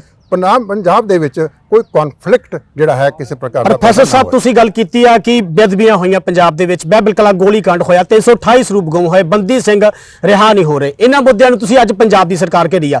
10 ਸਾਲ ਪੰਜਾਬ ਦੇ ਵਿੱਚ ਅਕਾਲੀ ਦਲ ਦੀ ਸਰਕਾਰ ਰਹੀ, ਕੈਪਟਨ ਅਮਰਿੰਦਰ ਸਿੰਘ ਨੇ 5 ਸਾਲ ਸਰਕਾਰ ਚਲਾਈ ਆ, ਗੁਟਕਾ ਸਾਹਿਬ ਦੀ ਸਹੁੰ ਖਾਦੀ ਸੀ। ਉਸ ਸਮੇਂ ਤੁਸੀਂ ਪੰਜਾਬ ਦੇ ਮੁੱਖ ਮੰਤਰੀ ਨਹੀਂ ਘੇਰਿਆ, ਉਸ ਸਮੇਂ ਇਹ ਕੌਮੀ ਇਨਸਾਫ ਮੋਰਚਾ ਮੁੱਖ ਮੰਤਰੀ ਦੇ ਘਰ ਦੇ ਬਾਹਰ ਨਹੀਂ ਗਿਆ। ਸਿਰਫ 8 ਮਹੀਨੇ ਹੋਏ ਆਮ ਆਦਮੀ ਪਾਰਟੀ ਘੇਰੀ ਤੁਸੀਂ। ਨਹੀਂ, ਤੁਸੀਂ ਮੈਨੂੰ ਯਾਦ ਕਰਾਵਾਂ, ਪਰ ਇਸ ਤਰੀਕੇ ਦਾ ਮੋਰਚਾ ਪਹਿਲੀ ਵਾਰੀ ਹੋਇਆ ਨਾ। ਦੇਖੋ ਏਦਾਂ ਹੈ ਜੀ, ਹਰ ਚੀਜ਼ ਦਾ ਇੱਕ ਸਮਾਂ ਲੱਗਦਾ ਹੈ। 2015 ਦੇ ਵਿੱਚ ਜਿਸਲੇ ਬੇਅਦਬੀਆਂ ਹੋਈਆਂ, ਤੁਹਾਨੂੰ ਯਾਦ ਹੋਏਗਾ ਕਿ ਇਹ ਮਸਲਾ ਬੰਦੀ ਸਿੰਘਾਂ ਦੀ ਰਿਹਾਈ ਦਾ ਮਸਲਾ ਜੀ ਭਾਈ ਗੁਰਬਖਸ਼ ਸਿੰਘ ਨੇ ਸ਼ੁਰੂ ਕੀਤਾ ਸੀਗਾ ਮੋਹਾਲੀ ਗੁਰਦੁਆਰਾ ਆਮ ਸਾਹਿਬ ਤੋਂ, ਔਰ ਉਸ ਵੇਲੇ ਅਕਾਲੀਆਂ ਦੀ ਸਰਕਾਰ ਸੀ, ਘੇਰਿਆ ਸੀਗਾ ਜੀ। ਉਸ ਵੇਲੇ ਸਾਰੀਆਂ ਪੰਥਕ ਜਥੇਬੰਦੀਆਂ ਨੇ ਭਾਈ ਗੁਰਬਖਸ਼ ਸਿੰਘ ਦਾ ਸਮਰਥਨ ਕੀਤਾ ਸੀਗਾ ਜੀ, ਔਰ ਉਹਨਾਂ ਦੀ ਭੁੱਖ ਹੜਤਾਲ ਅਲਟੀਮੇਟਲੀ ਜਿਹੜੇ ਸੀਗੀ ਅਕਾਲ ਤਖਤ ਸਾਹਿਬ ਦੇ ਜਥੇਦਾਰ ਗਿਆਨੀ ਜਿਹੜੇ ਸੀਗੇ ਗੁਰਬਚਨ ਸਿੰਘ, ਉਹਨਾਂ ਨੇ ਭੁੱਖ ਹੜਤਾਲ ਤੋੜਵਾਈ ਸੀਗੀ। ਫਿਰ ਉਹਦੇ ਬਾਅਦ ਭਾਈ ਸੂਰਤ ਸਿੰਘ ਨੇ ਭੁੱਖ ਹੜਤਾਲ ਰੱਖਤੀ। ਸੋ ਐਸਾ ਨਹੀਂ ਹੈ ਕਿ ਸਰਕਾਰ ਨੂੰ ਘੇਰਿਆ ਨਹੀਂ। ਸੋ ਅਸੀਂ ਸਰਕਾਰ ਨੂੰ ਘੇਰਦੇ ਰਹੇ ਹਾਂ ਵੱਖ-ਵੱਖ ਤਰੀਕੇ ਨਾਲ। ਉਹ ਪੰਥਕ ਜਥੇਬੰਦੀਆਂ ਭਾਈ ਸੂਰਤ ਸਿੰਘ ਦੀ ਸਪੋਰਟ ਕਰਦੀਆਂ ਰਹੀਆਂ ਨੇ, ਭਾਈ ਗੁਰਬਖਸ਼ ਸਿੰਘ ਦੀ ਸਪੋਰਟ ਕਰਦੀਆਂ ਰਹੀਆਂ ਨੇ। ਉਸ ਵੇਲੇ ਵੀ ਅਕਾਲੀਆਂ ਦਾ ਰਾਜ ਸੀਗਾ ਜਿਸ ਵੇਲੇ ਸਾਰਾ ਕੁਝ ਹੋਇਆ। ਪਰ ਹੁਣ ਵੀ ਤਾਂ ਬੰਦੀ ਸਿੰਘਾਂ ਦੀ ਅਕਾਲੀ ਦਲ ਨੇ ਸਭ ਤੋਂ ਪਹਿਲਾਂ ਆਵਾਜ਼ ਚੁੱਕੀ ਹੈ ਨਾ। ਜਦੋਂ ਮੈਂ ਗੱਲ ਕਰ ਰਿਹਾ ਸੋ ਇਹ ਕਹਿਣਾ ਕਿ ਭਈ ਉਸ ਵੇਲੇ ਅਸੀਂ ਇਹ ਝੰਡਾ ਨਹੀਂ ਚੁੱਕਿਆ, ਇਹ ਗੱਲ ਗਲਤ ਹੈ। ਅਗਲੀ ਗੱਲ 2019 ਤੋਂ ਲੈ ਕਰਕੇ ਜੀ 2019 ਤੋਂ ਲੈ ਕਰਕੇ ਜਨਵਰੀ 2019 ਤੋਂ ਲੈ ਕਰਕੇ ਜਥੇਦਾਰ ਜਗਤਾਰ ਸਿੰਘ ਹਵਾਰਾ ਕਮੇਟੀ ਨੇ ਬੰਦੀ ਸਿੰਘਾਂ ਦੀ ਰਿਹਾਈ ਨਾਲ ਸੰਬੰਧਿਤ ਜਿਸ ਵੇਲੇ ਕੈਪਟਨ ਅਮਰਿੰਦਰ ਸਿੰਘ ਦੀ ਸਰਕਾਰ ਸੀਗੀ, ਅਸੀਂ ਉਸ ਵੇਲੇ ਅੰਮ੍ਰਿਤਸਰ ਦੀ ਜੇਲ੍ਹ ਦੇ ਬਾਹਰ ਵੀ ਧਰਨੇ ਲਾਏ, ਨਾਭੇ ਦੀ ਜੇਲ੍ਹ ਦੇ ਬਾਹਰ ਧਰਨੇ ਲਾਏ, ਪਟਿਆਲੇ ਦੀ ਜੇਲ੍ਹ ਦੇ ਬਾਹਰ ਧਰਨੇ ਲਾਏ, ਜਿਹੜਾ ਚੰਡੀਗੜ੍ਹ ਬੁੜੈਲ ਜੇਲ੍ਹ ਦੇ ਬਾਹਰ ਧਰਨੇ ਲਗਾਏ। ਅਸੀਂ ਕਈ ਪ੍ਰਕਾਰ ਦੇ ਪ੍ਰੋਟੈਸਟ ਕੀਤੇ। 11 ਜਨਵਰੀ 2022 ਨੂੰ ਇੱਕ ਬੜਾ ਲੰਬਾ ਮਾਰਚ ਕੱਢਿਆ ਗਿਆ ਫਤਿਹਗੜ੍ਹ ਸਾਹਿਬ ਤੋਂ ਲੈ ਕਰਕੇ ਗਵਰਨਰ ਦੇ ਘਰ ਤੱਕ। ਫਿਰ ਕੀ ਕਮੀਆਂ ਰਹਿ ਗਈਆਂ ਪ੍ਰੋਫੈਸਰ ਸਾਹਿਬ? ਕਮੀਆਂ ਕਿ ਰਹਿ ਗਈਆਂ? ਬਿਲਕੁਲ ਤੁਸੀਂ ਪ੍ਰੋਟੈਸਟ ਕੀਤੇ ਹੋਣਗੇ। ਸਰਕਾਰ ਦੀ ਬੇਈਮਾਨੀ, ਸਰਕਾਰ ਦੀ ਬਦਨੀਤੀ। ਜੇ ਅਕਾਲੀ ਦਲ ਨਹੀਂ ਕਰ ਸਕੀ, ਕਾਂਗਰਸ ਨਹੀਂ ਕਰ ਸਕੀ, ਆਮ ਆਦਮੀ ਪਾਰਟੀ ਕਰਦੀ ਤੁਹਾਨੂੰ ਲੱਗਦਾ? ਬਸ ਇਹ ਬੇਇਨਸਾਫੀ ਜਿਹੜੀ ਹੈ ਨਾ, ਉਹ ਸਰਕਾਰਾਂ ਸਾਨੂੰ ਗਵਰਨਰ ਨੇ ਭਰੋਸਾ ਦਿੱਤਾ ਸੀਗਾ 11 ਜਨਵਰੀ 2022 ਨੂੰ ਕਿ ਭਈ ਅਸੀਂ ਬੰਦੀ ਸਿੰਘਾਂ ਨੂੰ ਰਿਹਾ ਕਰਾਂਗੇ, ਜਿਹੜੇ ਮੇਰੇ ਜੁਰਿਸਡਿਕਸ਼ਨ ਚ ਆਉਂਦੇ ਨੇ, ਜਿਹੜੇ ਕਿ ਯੂਟੀ ਦੇ ਵਿੱਚ ਆਉਂਦੇ ਨੇ, ਉਹਨਾਂ ਨੂੰ ਮੈਂ ਰਿਹਾ ਕਰਾਂਗਾ। ਅਸੀਂ ਉਸ ਭਰੋਸੇ ਨੂੰ ਲੈ ਕਰਕੇ ਵਾਪਸ ਆ ਗਏ। ਜਦ 1 ਸਾਲ ਬੀਤ ਗਿਆ, ਉਹਦੇ ਬਾਅਦ ਵੀ ਰਿਹਾ ਨਹੀਂ ਕੀਤੇ, ਫਿਰ ਸਾਨੂੰ ਪੱਕਾ ਮੋਰਚਾ ਲਗਾਉਣਾ ਪਿਆ। ਸੋ ਕਹਿਣ ਤੋਂ ਮਤਲਬ ਇਹ ਹੈਗਾ ਹੈ ਕਿ ਇਹ ਨਿਰੰਤਰ ਇੱਕ ਭਾਈ ਗੁਰਬਖਸ਼ ਸਿੰਘ ਤੋਂ ਲੈ ਕਰਕੇ ਹੁਣ ਤੱਕ ਇਹ ਨਿਰੰਤਰ ਐਫਰਟਸ ਜਾਰੀ ਨੇ। ਹੁਣ ਜਿਸ ਵੇਲੇ ਇੱਕ ਸੈਚੂਰੇਸ਼ਨ ਪੁਆਇੰਟ ਆ ਗਿਆ, ਜਿਸ ਵੇਲੇ ਦੇਖਿਆ ਕਿ ਹਾਂ ਭਾਈ ਸਰਕਾਰ ਨੇ 2019 ਦੇ ਵਿੱਚ 550 ਸਾਲਾਂ ਦੇ ਉੱਤੇ ਵੀ ਬੰਦੀ ਸਿੰਘ ਰਿਹਾ ਕਰਨ ਦੀ ਗੱਲ ਕਰਤੀ, ਸੂਬਾ ਸਰਕਾਰਾਂ ਫਿਰ ਵੀ ਰਿਹਾ ਨਹੀਂ ਕਰ ਰਹੀਆਂ। ਸੋ ਇਹ ਕਹਿਣ ਤੋਂ ਬਾਅਦ ਮੁਰਾਦ ਹੈਗੀ ਹੈ ਕਿ ਹੁਣ ਜਦ ਸੈਚੂਰੇਸ਼ਨ ਪੁਆਇੰਟ ਤੇ ਗੱਲ ਆ ਗਈ, ਕਲਾਈਮੈਕਸ ਤੇ ਗੱਲ ਪਹੁੰਚ ਗਈ, ਤਾਂ ਇਹ ਪੱਕਾ ਮੋਰਚਾ ਸਾਨੂੰ ਲਗਾਉਣਾ ਪਿਆ। ਪ੍ਰੋਫੈਸਰ ਸਾਹਿਬ, ਮੈਂ ਗੱਲ ਕਰਾਂਗਾ, ਜਦੋਂ ਦਿੱਲੀ ਦੇ ਵਿੱਚ ਸੰਘਰਸ਼ ਚੱਲ ਰਿਹਾ ਤੇ ਉੱਥੇ ਨੰਗ ਸਿੰਘ ਪਹੁੰਚਦੇ ਨੇ, ਇੱਕ ਵਿਅਕਤੀ ਦਾ ਜਿਹੜਾ ਕਤਲ ਵੀ ਹੁੰਦਾ, ਸ਼ਾਇਦ ਬੇਅਦਬੀ ਦਾ ਉਹਦੇ ਤੇ ਦੋਸ਼ ਲੱਗਦਾ ਸੀਗਾ। ਕਾਫੀ ਲੋਕਾਂ ਦਾ ਮਨ ਜਿਹੜਾ ਮਨੋਬਲ ਉਸ ਟਾਈਮ ਤੇ ਟੁੱਟ ਗਿਆ ਸੀਗਾ। ਹੁਣ ਜੋ ਚੰਡੀਗੜ੍ਹ ਦੇ ਵਿੱਚ ਹੋਇਆ ਉਹ ਵੀ ਲੋਕਾਂ ਨੇ ਦੇਖਿਆ। ਇੱਕ ਪਾਸੇ ਪੰਜਾਬ ਦੇ ਵਿੱਚ ਅਸੀਂ ਖਾਲਿਸਤਾਨ ਦੀ ਮੰਗ ਕਰਦੇ ਹਾਂ, ਤੁਹਾਨੂੰ ਲੱਗਦਾ ਜੇ ਖਾਲਿਸਤਾਨ ਬਣਦਾ ਤਾਂ ਇਸ ਤਰ੍ਹਾਂ ਦੇ ਹਾਲਾਤ ਕੋਈ ਕੱਲ ਨੂੰ ਰੋਕ ਸਕਦਾ ਹੈ ਜਿਸ ਤਰ੍ਹਾਂ ਦੇ ਹਾਲਾਤ ਕੱਲ ਬਣ ਗਏ ਨੇ? ਦੇਖੋ, ਮੇਰਾ ਆਪਣਾ ਸੋਚਣਾ ਹੈ ਜੀ ਕਿ ਸਰਕਾਰਾਂ ਵਾਸਤੇ ਜ਼ਿਆਦਾ ਚਿੰਤਾ ਇਸ ਗੱਲ ਦੀ ਕਿ ਬਈ ਖਾਲਿਸਤਾਨ ਦੀ ਜਿਹੜੀ ਮੰਗ ਹੈ ਉਹ ਨਾ ਉੱਠੇ। ਮੈਨੂੰ ਦੱਸੋ, ਬੇਇਨਸਾਫੀ ਦੇ ਵਿੱਚੋਂ ਜਦ ਲਗਾਤਾਰ ਬੇਇਨਸਾਫੀ ਚੱਲਦੀ ਰਹੇ, ਉਹ ਬੇਇਨਸਾਫੀ ਚੋਂ ਕੀ ਨਿਕਲੇਗਾ? ਪਿਆਰ ਨਿਕਲੇਗਾ, ਮੁਹੱਬਤ ਨਿਕਲੇਗੀ, ਏਕਤਾ ਨਿਕਲੇਗੀ? ਨਹੀਂ, ਉਸ ਬੇਇਨਸਾਫੀ ਚੋਂ ਬਗਾਵਤ ਨਿਕਲੇਗੀ। ਇਹ ਦੁਨੀਆ ਦਾ ਇਤਿਹਾਸ ਹੈ। ਇਸ ਨੂੰ ਮੈਂ ਪੰਜਾਬ ਦੀ ਗੱਲ ਨਹੀਂ ਕਰ ਰਿਹਾ, ਇਹ ਪੂਰੇ ਵਰਲਡ ਵਾਈਡ ਜਦ ਕਦੀ ਵੀ ਬੇਇਨਸਾਫੀਆਂ, ਧੱਕੇਸ਼ਾਹੀਆਂ ਜਿਹੜੀਆਂ ਨੇ, ਹੋਰ ਜੇ ਕਹੀਏ ਕਿ ਇਹ ਲਗਾਤਾਰ ਚੱਲਦੀਆਂ ਰਹਿਣ, ਇਹਦੇ ਵਿੱਚੋਂ ਹਮੇਸ਼ਾ ਬਗਾਵਤ ਦੀ ਸੁਰ ਨਿਕਲਦੀ ਹੈ। ਛੋਟੇ ਘਰ ਦੇ ਵਿੱਚ ਲੈ ਲਓ, ਅਗਰ ਪਿਓ ਧੱਕਾ ਕਰ ਰਿਹਾ ਪੁੱਤਰਾਂ ਦੇ ਨਾਲ, ਦਾਦਾ ਧੱਕਾ ਕਰ ਰਿਹਾ ਆਪਣੇ ਪੋਤਰਿਆਂ ਦੇ ਨਾਲ, ਉਹ 'ਚੋਂ ਬਗਾਵਤ ਦੀ ਸੁਰ ਨਿਕਲੇਗੀ। ਇਹ ਵੀ ਇੱਕ ਪਰਿਵਾਰ ਹੈ, ਦੇਸ਼ ਵੀ ਇੱਕ ਪਰਿਵਾਰ ਹੈ, ਪੰਜਾਬ ਵੀ ਇੱਕ ਪਰਿਵਾਰ ਹੈ। ਇਹਦੇ ਵਿੱਚੋਂ ਜਿਸ ਲਈ ਬੇਇਨਸਾਫੀਆਂ ਦੀ ਗੱਲ ਲਗਾਤਾਰ ਮਲਟੀਪਲਾਈ ਹੁੰਦੀ ਜਾਏ, ਐਡੀਸ਼ਨ ਨਹੀਂ ਹੋ ਰਿਹਾ, ਮਲਟੀਪਲੀਕੇਸ਼ਨ ਹੋ ਰਹੀ ਹੈ ਬੇਇਨਸਾਫੀਆਂ ਦੀ। ਸੋ ਉਸ ਬੇਇਨਸਾਫੀ ਨੂੰ ਲਗਾਤਾਰ ਅਗਰ ਚੱਲਣ ਦਿੱਤਾ ਜਾਵੇਗਾ ਤਾਂ ਉਹਦੇ ਵਿੱਚੋਂ ਇੱਕ ਬਗਾਵਤ ਦੀ ਸੁਰ ਨਿਕਲੇਗੀ। ਹੁਣ ਦੇਖਣਾ ਹੈ ਕੇਂਦਰ ਸਰਕਾਰ ਨੇ ਕਿ ਭਈ ਇਹ ਬੇਇਨਸਾਫੀ ਦੀ ਨੂੰ ਕਿੱਦਾਂ ਹੱਲ ਕਿਵੇਂ ਪਾਣੀ ਹੈ। ਇਹ ਕਿਵੇਂ ਹੋ ਸਕਦਾ ਹੈ ਕਿ ਜਦ ਕਿ ਕੋਰਟ ਵੱਲੋਂ ਕਿਸੇ ਪ੍ਰਕਾਰ ਦੀ ਕੋਈ ਰੁਕਾਵਟ ਹੀ ਨਹੀਂ ਹੈਗੀ। ਕੋਰਟ ਜਿਹੜੀ ਹੈ ਇਹਦੇ ਬਾਰੇ ਕੋਈ ਉਹਨੇ ਕੰਡੀਸ਼ਨ ਨਹੀਂ ਲਗਾਈ ਹੋਈ ਕੋਰਟ ਨੇ ਕਿ ਇਹਨਾਂ ਨੂੰ ਰਿਹਾ ਨਾ ਕਰੋ। ਕੋਰਟ ਵੱਲੋਂ ਤਾਂ ਕੋਈ ਗੱਲ ਹੀ ਨਹੀਂ ਹੈਗੀ। ਪ੍ਰੋਫੈਸਰ ਸਾਹਿਬ, ਸਰਕਾਰ ਕਿਉਂ ਨਹੀਂ ਰਿਹਾ ਕਰ ਰਹੀ? ਡੀਜੀਪੀ ਚੰਡੀਗੜ੍ਹ ਨੇ ਕੱਲ ਪ੍ਰੈਸ ਕਾਨਫਰੰਸ ਦੇ ਵਿੱਚ ਤਾਂ ਉਦਾਂ ਵੀ ਮੀਡੀਆ ਦੇ ਵਿੱਚ ਦੱਸਿਆ ਕਿ ਇਹ ਲੋਕ ਜਿਹੜੇ ਆਏ ਸਨ, ਇਹਨਾਂ ਦੇ ਕੋਲ ਕਿਰਪਾਨਾਂ ਸਨ, ਦਾਤਰ ਸਨ, ਪਿਸਟਲ ਸਨ, ਕਈ ਤਰ੍ਹਾਂ ਦੇ ਹਥਿਆਰ ਸਨ। ਤੁਹਾਨੂੰ ਲੱਗਦਾ ਹੈ ਕਿ ਇਹ ਕੁਝ ਇਨਸਾਫ ਦੀ ਗੱਲ ਕਰਦੇ, ਇਦਾਂ ਦੇ ਹਥਿਆਰ ਚੁੱਕ ਕੇ ਜਦੋਂ ਅਸੀਂ ਇਹੋ ਜਿਹੇ ਮੋਰਚੇ ਦੇ ਉੱਤੇ ਜਾਂਦੇ ਹਾਂ ਤਾਂ ਇਨਸਾਫ ਮਿਲ ਜੂ ਸਾਨੂੰ ਇਹਨਾਂ ਚੀਜ਼ਾਂ ਦੇ ਨਾਲ? ਦੇਖੋ, ਕੋਈ ਸਮਾਂ ਆ ਗਿਆ ਇਹੋ ਜਿਹਾ ਕਿ ਇਨਸਾਫ ਮਿਲ ਜੂ ਇਹਨਾਂ ਚੀਜ਼ਾਂ ਨਾਲ? ਇਦਾਂ ਹੈ ਜੀ ਕਿ ਹੁਣ ਮੈਂ ਕਾਊਂਟਰ ਕਰਦੇ ਹਾਂ ਜੇ ਕੁਐਸਚਨ ਕਿ 31 ਬੰਦਿਆਂ ਨੂੰ ਅਗਰ ਤੁਸੀਂ ਗੱਡੀਆਂ 'ਚ ਬਿਠਾ ਕਰਕੇ ਪੀਸਫੁਲੀ ਭਗਵੰਤ ਮਾਨ ਦੀ ਕੋਠੀ ਤੱਕ ਲੈ ਜਾਂਦੇ, ਹੋ ਸਕਦਾ 31 ਬੰਦੇ ਨਾ ਹੋਣ, ਉੱਥੇ 3100 ਬੰਦੇ ਹੋਣ। ਉਹ ਤਾਂ ਡੀਜੀਪੀ ਸਾਹਿਬ ਸਾਫ਼ ਕਹਿ ਰਹੇ ਨੇ ਕਿ 100 ਹਜ਼ਾਰਾਂ ਦੀ ਗਿਣਤੀ 'ਚ ਬੰਦੇ ਸਨ। ਮੰਨ ਲਿਆ, ਹਾਂ, 31 ਬੰਦੇ ਤਾਂ ਰਹੇ ਹੀ ਨਹੀਂ ਨਾ। 31 ਬੰਦਿਆਂ ਨੂੰ ਜੀ ਬਿਠਾ ਕਰਕੇ ਬੱਸ ਦੇ ਵਿੱਚ, ਇੱਕ ਬੱਸ ਨਹੀਂ 2 ਬੱਸਾਂ ਲੈ ਜਾਓ ਜੀ, ਤੇ ਆਫਟਰ ਆਲ ਮਸਲੇ ਦਾ ਹੱਲ ਕੀਤਾ ਜਾ ਸਕਦਾ ਨਾ। ਹਾਂ, ਮੈਂ ਇੱਕ ਗੱਲ ਜ਼ਰੂਰ ਕਹਾਂਗਾ ਕਿ ਸ਼ਾਂਤਮਈ ਮੋਰਚੇ ਦੇ ਵਿੱਚ ਕਿਰਪਾਨ ਜਿਹੜੀ ਹੈ ਉਹ ਮਿਆਨ ਚੋਂ ਬਾਹਰ ਕੱਢਣ ਦੇ ਮੈਂ ਹੱਕ ਵਿੱਚ ਨਹੀਂ ਹੈਗਾ। ਕਿਰਪਾਨ ਉਸ ਵੇਲੇ ਅਸੀਂ ਮਿਆਨ ਚੋਂ ਬਾਹਰ ਕੱਢਦੇ ਹਾਂ ਜਿਸ ਵੇਲੇ ਸਾਡੇ ਤੇ ਕੋਈ ਹਮਲਾ ਕਰਨ ਲਈ ਆਉਂਦਾ। ਉਸ ਵੇਲੇ ਕਿਰਪਾਨ ਫਿਰ ਮਿਆਨ 'ਚ ਸ਼ੋਭਾ ਨਹੀਂ ਦਿੰਦੀ। ਉਸ ਵੇਲੇ ਕਿਰਪਾਨ ਜਿਹੜੀ ਹੈ ਹੱਥ ਵਿੱਚ ਸ਼ਮਸ਼ੀਰ ਜਿਹੜੀ ਲਸ਼ਕਦੀ ਹੋਈ ਹੈ ਨਾ, ਉਹ ਸ਼ੋਭਾ ਦਿੰਦੀ ਹੈ। ਫਿਰ ਤੁਸੀਂ ਕਹਿਣ ਤੋਂ ਮਤਲਬ ਹੈ, ਕਹਿਣ ਤੋਂ ਮੇਰਾ ਮਤਲਬ ਹੈ ਸਾਨੂੰ ਇਸ ਸਿਚੁਏਸ਼ਨ ਦੇ ਵਿੱਚੋਂ ਕੋਈ ਸਬਕ ਸਿੱਖਣਾ ਚਾਹੀਦਾ ਹੈ। ਸਰਕਾਰ ਨੂੰ ਵੀ ਸਿੱਖਣਾ ਚਾਹੀਦਾ ਹੈ, ਪ੍ਰਬੰਧਕਾਂ ਨੂੰ ਵੀ ਸਿੱਖਣਾ ਚਾਹੀਦਾ ਹੈ। ਤੇ ਇਹਦਾ ਵਿੱਚੋਂ ਸਬਕ ਸਿੱਖਦੇ ਹੋਏ ਮੈਂ ਸਮਝਦਾ ਕਿ ਆਉਣ ਵਾਲੇ 2 4 5 7 ਦਿਨਾਂ ਦੇ ਵਿੱਚ ਭਗਵੰਤ ਮਾਨ ਇੱਕ ਪਾਲਿਸੀ ਬਣਾਉਣ ਤੇ ਆਪਣੇ ਵੱਲੋਂ ਇੱਕ ਡੈਪੂਟੇਸ਼ਨ ਲੈ ਕਰਕੇ ਅਸੀਂ ਜਾਈਏ ਉਹਨਾਂ ਨਾਲ, ਉਹ ਉੱਥੇ ਆਣ ਤੇ ਡਾਇਲੋਗ ਦਾ ਪ੍ਰੋਸੈਸ ਜਿਹੜਾ ਸਟਾਰਟ ਕਰਕੇ ਪ੍ਰੋਫੈਸਰ ਦਵਿੰਦਰਪਾਲ ਸਿੰਘ ਭੁੱਲਰ ਨੂੰ ਆਉਣ ਵਾਲੇ ਹਫਤੇ 2 ਹਫਤੇ ਦੇ ਵਿੱਚ ਰਿਹਾ ਕਰਕੇ ਇਸ ਸਿਚੁਏਸ਼ਨ ਨੂੰ ਥੋੜਾ ਜਿਹਾ ਅਸੀਂ ਕੰਟਰੋਲ ਕਰੀਏ, ਜਿਹਦੇ ਨਾਲ ਕਿ ਜਿਹੜਾ ਟਕਰਾਅ ਦਾ ਮਾਹੌਲ ਹੈ, ਅਗਰ ਪ੍ਰੋਫੈਸਰ ਦਵਿੰਦਰਪਾਲ ਸਿੰਘ ਭੁੱਲਰ, ਮੈਂ ਯਕੀਨ ਨਾ ਕਹਿ ਸਕਦਾ, ਅਗਰ ਆਪਣੇ ਘਰ ਵਾਪਸ ਆ ਜਾਂਦੇ ਨੇ ਤਾਂ ਚੇਤੇ ਰੱਖਿਓ ਕਿ ਜਿੱਥੇ ਕੌਮੀ ਇਨਸਾਫ ਮੋਰਚੇ ਦੇ ਵਿੱਚ ਸਰਕਾਰ ਨਾਲ ਟਕਰਾਅ ਦਾ ਮਾਹੌਲ ਬਣਿਆ ਹੈ, ਉਹ ਟਕਰਾਅ ਦੇ ਮਾਹੌਲ ਵਿੱਚ 50% ਉਸੇ ਵੇਲੇ ਕਮੀ ਆ ਜਾਏਗੀ। ਪ੍ਰੋਫੈਸਰ ਸਾਹਿਬ, ਇੱਕ ਪਾਸੇ ਅਸੀਂ ਹਰ ਪੰਜਾਬ ਦੇ ਵਿੱਚ ਹੋਕਾ ਦੇ ਰਹੇ ਹਾਂ ਕਿ ਕੌਮੀ ਇਨਸਾਫ ਦੇ ਵਿੱਚ ਮੋਰਚੇ ਦੇ ਵਿੱਚ ਪਹੁੰਚੋ, ਬੰਦੀ ਸਿੰਘਾਂ ਦੀ ਰਿਹਾਈ ਲਈ ਆਵਾਜ਼ ਚੁੱਕੋ। ਦੂਜੇ ਪਾਸੇ ਕੋਈ ਵੀ ਬੰਦਾ ਜਾਂਦਾ ਹੈ, ਤੁਸੀਂ ਇਹ ਗੱਲ ਹਰ ਪ੍ਰਚਾਰ ਦੇ ਵਿੱਚ ਮੈਂ ਬਹੁਤ ਸਾਰੇ ਆਗੂਆਂ ਦੀ ਇੰਟਰਵਿਊ ਸੁਣੀਆਂ ਨੇ ਕਿ ਇੱਥੇ ਪਹੁੰਚੋ, ਵੱਧ ਚੜ ਕੇ ਸਪੋਰਟ ਕੀਤੀ ਜਾਵੇ। ਜਦੋਂ ਹਰਜਿੰਦਰ ਸਿੰਘ ਧਾਮੀ ਪਹੁੰਚਦੇ ਨੇ ਉਹਨਾਂ ਦਾ ਵਿਰੋਧ ਹੁੰਦਾ, ਸੋਨੀਆ ਮਾਨ ਪਹੁੰਚਦੀ ਹੈ ਕਾਫਲਾ ਲੈ ਕੇ, ਉਹਨਾਂ ਦਾ ਵਿਰੋਧ ਹੋ ਜਾਂਦਾ। ਕੀ ਤੁਸੀਂ ਮੰਨਦੇ ਹੋ ਕਿ ਇਹ ਵਿਰੋਧ ਦੇ ਨਾਲ ਸਾਨੂੰ ਇਨਸਾਫ ਮਿਲ ਜਾਏਗਾ? ਸਾਡੇ ਆਪ ਦੇ ਵਿੱਚ ਪਾੜ ਪਈ ਜਾਂਦਾ। ਦੇਖੋ, ਇੱਦਾਂ ਹੈ ਕਿ ਇੱਥੇ ਕਿਸੇ ਵਿਅਕਤੀ ਦੇ ਨਾਲ ਵਿਰੋਧ ਨਹੀਂ ਹੈਗਾ। ਬਿਲਕੁਲ। ਜਿਸ ਵੇਲੇ ਧਾਮੀ ਹੁਣਾਂ ਦੀ ਗੱਡੀ ਦੇ ਉੱਤੇ ਅਟੈਕ ਹੋਇਆ ਸੀਗਾ, ਮੈਂ ਐਜ਼ ਏ ਜਥੇਦਾਰ ਹਵਾਰਾ ਕਮੇਟੀ ਦੇ ਸਪੋਕਸਮੈਨ ਦੇ ਤੌਰ ਤੇ ਮੈਂ ਇਸ ਸਿਚੁਏਸ਼ਨ ਨੂੰ ਚੰਗਾ ਨਹੀਂ ਸਮਝਿਆ ਸੀ। ਮੈਂ ਕਿਹਾ ਸੀਗਾ ਕਿ ਇਹ ਮੰਦਭਾਗੀ ਘਟਨਾ ਹੈ। ਬਿਲਕੁਲ। ਉਹਦਾ ਕਾਰਨ ਸਾਡੇ ਵਿਚਾਰਾਤਮਕ ਰੂਪ ਦੇ ਵਿੱਚ ਬਾਦਲਾਂ ਦੇ ਨਾਲ ਬਹੁਤ ਸਖਤ ਮਤਭੇਦ ਨੇ। ਬਿਲਕੁਲ, ਬਹੁਤ ਸਖਤ, ਕਿਉਂਕਿ ਉਹਨਾਂ ਨੇ ਕੌਮ ਦੇ ਨਾਲ ਦਗਾਬਾਜ਼ੀ ਕੀਤੀ ਹੈ, ਧੋਖੇਬਾਜ਼ੀ ਕੀਤੀ ਹੈ, ਔਰ ਲਗਾਤਾਰ ਅੱਜ ਦੀ ਡੇਟ ਵਿੱਚ ਵੀ ਉਹ ਸ਼ੱਕੀ ਨੇ। ਹੁਣ ਮਿਸਟਰ ਧਾਮੀ ਉੱਥੇ ਆਏ ਨੇ, ਐਡਵੋਕੇਟ ਧਾਮੀ ਉੱਥੇ ਪ੍ਰਧਾਨ ਦੇ ਤੌਰ ਤੇ ਆਏ ਨੇ। ਔਰ ਉਹਦੇ ਵਾਸਤੇ ਕੌਮੀ ਇਨਸਾਫ ਮੋਰਚੇ ਦੇ ਕੁਝ ਲੀਡਰਾਂ ਨੇ ਉਹਨਾਂ ਨੂੰ ਇਨਵਾਈਟ ਵੀ ਕੀਤਾ ਸੀਗਾ ਪਬਲਿਕਲੀ ਕਿ ਤੁਸੀਂ ਕਿਉਂ ਨਹੀਂ ਆ ਰਹੇ, ਇੱਥੇ ਆ ਕੇ ਟੇਬਲ ਲਗਾ ਲਓ। ਮੇਰਾ ਆਪਣਾ ਸੋਚਣਾ ਹੈ ਐਜ਼ ਏ ਇੰਟੈਲੈਕਚੁਅਲ ਐਜ਼ ਬੁੱਧੀਜੀਵੀ, ਮੇਰਾ ਸੋਚਣਾ ਹੈ ਕਿ ਜਿਹੜਾ ਵਿਅਕਤੀ ਤੁਹਾਡੇ ਕੋਲ ਚੱਲ ਕੇ ਆ ਗਿਆ, ਉਹ ਤੋਂ ਵੱਡੀ ਗੱਲ ਕਿਹੜੀ ਹੁੰਦੀ ਹੈ? ਬਿਲਕੁਲ ਜੀ ਜੀ। ਧਾਮੀ ਸਾਹਿਬ ਮੇਰੇ ਸਾਹਮਣੇ ਬਹਿ ਜਾਣ, ਮੈਂ ਦਾਅਵੇ ਨਾਲ ਕਹਿ ਸਕਦਾ ਮੈਂ ਐਮਕਾਮ PhD ਕੀਤੀ ਹੈ, ਉਹਨਾਂ ਨੇ LLB ਕੀਤੀ ਹੈ, ਵਕੀਲ ਨੇ। ਮੇਰੇ ਨਾਲ ਬੈਠ ਕਰਕੇ ਲਾਈਵ ਹੋ ਕਰਕੇ ਤੁਹਾਡੇ ਸਾਹਮਣੇ ਬਹਿ ਜਾਣ, ਮੇਰੇ ਸਵਾਲਾਂ ਦੇ ਜਵਾਬ ਉਹ ਦੇਈ ਜਾਣ, ਉਹਨਾਂ ਸਵਾਲਾਂ ਦੇ ਜਵਾਬ ਮੈਂ ਦੇ ਜਾਵਾਂ। ਤਰਕ ਕਰਨ ਦੇ ਵਿੱਚ, ਆਰਗੂਮੈਂਟ ਕਰਨ ਦੇ ਵਿੱਚ ਮੈਂ ਪਿੱਛੇ ਨਹੀਂ ਹਟਾਂਗਾ, ਠੀਕ ਹੈ? ਉਹ ਵੀ ਪਿੱਛੇ ਨਹੀਂ ਹਟਣਗੇ। ਸਵਾਲ ਹੈ ਕਿ ਅਸੀਂ ਹੱਥੋਂ ਪਾਈ ਕਿਉਂ ਕਰੀਏ?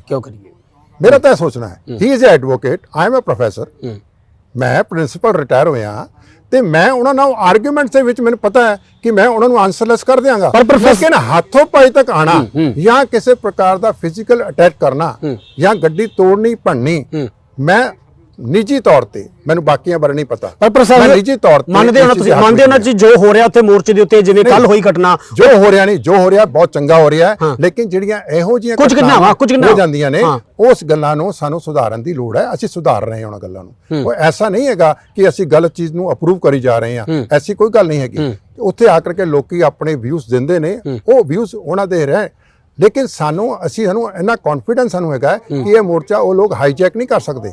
ਮਿਸਟਰ ਧਾਮੀ ਆਏ ਨੇ, ਮੈਂ ਨਿੱਜੀ ਤੌਰ ਤੇ ਕਹਾਂਗਾ ਉਹ ਦੁਬਾਰਾ ਫੇਰ ਆਣ, ਠੀਕ ਹੈ? ਮੈਂ ਇੱਕ ਵਾਰੀ ਆਪਣੀ ਸਟੇਟਮੈਂਟ ਦਿੱਤੀ ਸੀਗੀ, ਮੈਨੂੰ ਕਿਸੇ ਪੱਤਰਕਾਰ ਨੇ ਪੁੱਛਿਆ ਸੀਗਾ ਕਿ ਜੇ ਸ਼੍ਰੋਮਣੀ ਕਮੇਟੀ ਕੌਮੀ ਇਨਸਾਫ ਮੋਰਚੇ ਵਿੱਚ ਆਏਗੀ ਤੇ ਤੁਹਾਡਾ ਕੀ ਪ੍ਰਤੀਕਰਮ ਹੋਏਗਾ? ਮੈਂ ਕਿਹਾ ਸ਼੍ਰੋਮਣੀ ਗੁਰਦੁਆਰਾ ਪ੍ਰਬੰਧਕ ਕਮੇਟੀ ਸਾਡੀ ਸੰਸਥਾ ਹੈ, ਅਸੀਂ ਖੂਨ ਪਸੀਨੇ ਨਾਲ ਸੰਸਥਾ ਬਣਾਈ ਹੈ, ਉਹ ਵੱਖਰੀ ਗੱਲ ਹੈ। ਅੱਜ ਦੀ ਡੇਟ ਵਿੱਚ ਕਿਸੇ ਦੇ ਨਾਲ, ਸਾਡੇ ਅਹੁਦੇਦਾਰਾਂ ਦੇ ਨਾਲ ਸਾਡੇ ਮਤਭੇਦ ਨੇ, ਲੇਕਿਨ ਸੰਸਥਾ ਮਾੜੀ ਨਹੀਂ ਹੈਗੀ, ਸੰਸਥਾ ਨੂੰ ਅਸੀਂ ਬਚਾ ਕੇ ਰੱਖਣਾ ਹੈ। ਧਾਮੀ ਦੇ ਨਾਲ ਮਤਭੇਦ ਹੋ ਸਕਦੇ ਨੇ, ਲੇਕਿਨ ਜਿਹੜਾ ਵਿਅਕਤੀ ਸਾਡੇ ਮੋਰਚੇ ਵਿੱਚ ਚੱਲ ਕੇ ਖੁਦ ਆ ਗਿਆ, ਮੇਰਾ ਆਪਣਾ ਸੋਚਣਾ ਹੈ ਉੱਥੇ ਕਿਸੇ ਪ੍ਰਕਾਰ ਦੀ ਕੋਈ ਵਾਇਲੈਂਸ ਨਹੀਂ ਹੋਣੀ ਚਾਹੀਦੀ। ਪ੍ਰੋਫੈਸਰ ਸਾਹਿਬ, ਲਾਸਟ ਸਵਾਲ ਮੈਂ ਪਹਿਲਾਂ ਹੀ ਸਵਾਲ ਕੀਤਾ, ਸ਼ਾਇਦ ਜਵਾਬ ਅਧੂਰਾ ਰਹਿ ਗਿਆ, ਕਿ ਜਿਹੜੇ ਲੋਕਾਂ ਨੇ ਕੱਲ ਉੱਥੇ ਹਿੰਸਾ ਕੀਤੀ ਆ, ਪੱਤਰਕਾਰਾਂ ਦੇ ਨਾਲ ਕੁੱਟਮਾਰ ਕੀਤੀ ਆ, ਪੱਤਰਕਾਰ ਮਹਿਲਾਵਾਂ ਦੇ ਨਾਲ ਬਦਸਲੂਕੀ ਕੀਤੀ ਆ, ਤੁਹਾਨੂੰ ਲੱਗਦਾ ਹੈ ਕਿ ਉਹਨਾਂ ਤੇ ਹੁਣ ਤੁਹਾਡੀ ਜਥੇਬੰਦੀ ਜਾਂ ਉੱਥੇ ਕੌਮੀ ਇਨਸਾਫ ਮੋਰਚੇ ਦੇ ਆਗੂ ਖੁਦ ਆਪਣੀ ਕਾਰਵਾਈ ਕਰ ਸਕਦੇ ਨੇ ਜਾਂ ਕਰਨਗੇ, ਕੋਈ ਫੈਸਲਾ ਲੈ ਰਹੇ ਹੋ ਜੀ? ਦੇਖੋ, ਮੈਂ ਜਦੋਂ ਦਾ ਇਸ ਪਾਸੇ ਤੁਰਿਆ, ਜਦ ਮੈਂ ਖਾਲਸਾ ਕਾਲਜ ਸੀਗਾ, ਅੱਜ ਵੀ ਤੁਸੀਂ ਅੰਮ੍ਰਿਤਸਰ ਦੇ ਪੱਤਰਕਾਰਾਂ ਨੂੰ, ਪੁਰਾਣਿਆਂ ਨੂੰ ਪੁੱਛ ਲਓ, ਮੈਂ ਉਸ ਵੇਲੇ ਵੀ ਪੱਤਰਕਾਰਾਂ ਦਾ ਰੱਜ ਕੇ ਸਤਿਕਾਰ ਕਰਦਾ ਸੀ। ਤੇ ਅੱਜ ਵੀ ਅੰਮ੍ਰਿਤਸਰ ਦੇ ਵਿੱਚ ਜਾਂ ਬਾਹਰ ਪੰਜਾਬ ਦੇ ਵਿੱਚ ਜਿੱਥੇ ਕਿਤੇ ਵੀ ਪੱਤਰਕਾਰ ਨੇ, ਮੈਂ ਸਾਰਿਆਂ ਦਾ ਸਤਿਕਾਰ ਕਰਦਾ।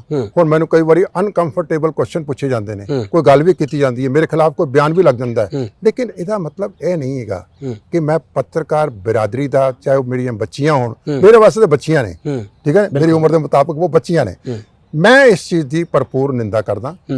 ਮੈਂ ਇਸ ਚੀਜ਼ ਨੂੰ ਕਦੀ ਵੀ ਐਪਰੀਸ਼ੀਏਟ ਨਹੀਂ ਕਰਾਂਗਾ ਕਿ ਸਾਡੀਆਂ ਬੱਚੀਆਂ ਪੱਤਰਕਾਰ ਦੇ ਰੂਪ ਦੇ ਵਿੱਚ ਕੰਮ ਕਰ ਰਹੀਆਂ ਨੇ, ਮੇਰੇ ਬੱਚੇ ਕਰ ਰਹੇ ਨੇ, ਤੁਸੀਂ ਮੇਰੇ ਬੱਚਿਆਂ ਵਾਂਗ ਰਹੋ, ਠੀਕ ਹੈ? ਤੁਹਾਡਾ ਕਿਤੇ ਨਿਰਾਦਰ ਹੋਏਗਾ, ਇਟ ਵਿਲ ਪੇਨ ਮੀ, ਮੇਰੇ ਹੱਥੇ ਦਰਦ ਲੱਗੇਗਾ। ਸੋ ਇਹ ਕਿਸੇ ਪ੍ਰਕਾਰ ਦੇ ਨਾਲ ਵਾਜਬ ਨਹੀਂ ਹੋ ਸਕਦਾ ਕਿ ਪੱਤਰਕਾਰਾਂ ਦਾ ਜਿਹੜਾ ਹੈ ਉਹ ਕਿਸੇ ਪ੍ਰਕਾਰ ਦੀ ਬੇਇੱਜ਼ਤੀ ਕੀਤੀ ਜਾਏ। ਜਿਸ ਪ੍ਰਕਾਰ ਨਾਲ ਕਰਕੇ ਕਿਧਰੇ ਹੋਈ ਹੈ ਤੇ ਮੈਂ ਉਹਦੇ ਵਾਸਤੇ ਖੇਤ ਪ੍ਰਗਟ ਕਰਦਾ। ਸੋ ਧੰਨਵਾਦ। ਇਹ ਸਨ ਜਥੇਬੰਦੀ ਜਗਤਾਰ ਸਿੰਘ ਹਵਾਰਾ ਦੇ ਆਗੂ ਪ੍ਰੋਫੈਸਰ ਬਲਜਿੰਦਰ ਸਿੰਘ ਜੀ, ਜਿਨ੍ਹਾਂ ਦੇ ਨਾਲ ਅਸੀਂ ਬੰਦੀ ਸਿੰਘਾਂ ਦੀ ਰਿਹਾਈ ਨੂੰ ਲੈ ਕੇ ਵਿਸ਼ੇਸ਼ ਗੱਲਬਾਤ ਕੀਤੀ ਹੈ। ਕੱਲ ਚੰਡੀਗੜ੍ਹ ਮੋਹਾਲੀ ਦੇ ਵਿੱਚ ਘਟਨਾ ਹੋਈ, ਉਸ ਨੂੰ ਲੈ ਕੇ ਉਹਨਾਂ ਨੇ ਸਖਤ ਨਿੰਦਾ ਕੀਤੀ ਹੈ। ਜੇਕਰ ਇਸ ਹਿੰਸਾ ਨੂੰ ਰੋਕਿਆ ਜਾ ਸਕੇ, ਪਰ ਕਿਤੇ ਨਾ ਕਿਤੇ ਪੰਜਾਬ ਸਰਕਾਰ ਜਿਹੜੀ ਆ ਰੋਕਣ ਦੇ ਵਿੱਚ ਨਾਕਾਮ ਨਜ਼ਰ ਆ ਰਹੀ ਹੈ।